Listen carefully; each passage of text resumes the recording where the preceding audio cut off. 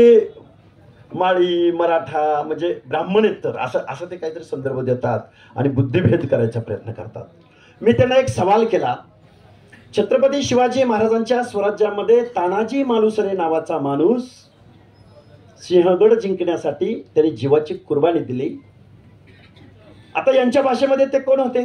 मराठे होते की नाही? क्षत्रिय होते की नाही? यांच्या भाषेत होते.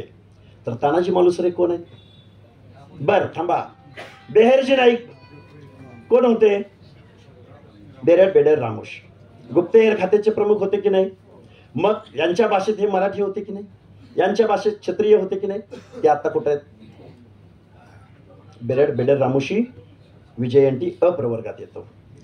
आता आमचा जीवा महाले शिवाकाशी आणि जीवा महाले शिवाकाशी. आता जीवा महाले शिवाकाशी यांच्या भाषेप्रमाणे ते कोण होते? बर इंदलकर आहेत आपले, रायगडाचा पाया रचणारे हिरोजी इंदलकर.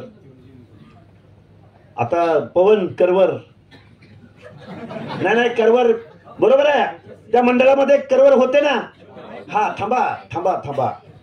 तर या भाद्रांना मला सवाल करायचा आहे, मराठे म्हणून आम्ही होतो तर आमच्या सगळ्यांच्या नावापुढे काय लागलं? जात लागली, जात. आमचा इतिहास लिहायची वेळ आली त्यावेळी आमच्या नावापुढे काय लागलं? आमची जात. आणि तुम्ही मराठे म्हणून घेणारे आरक्षण आम्ही सगळे होतो, हे तिकडे गेले बेकायदा गेले, आम्हाला बाजूला ठेवलं. यांच्या नावापुढे हिंदू मराठा कसं आलं?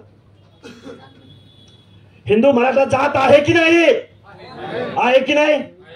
मग हे स्वातंत्र्यपूर्व कालखंडामध्ये 1922 साली न्यायालयाने जजमेंट दिलं की हे क्षत्रिय आहेत, हे सोशल बॅकवर्ड नाहीत.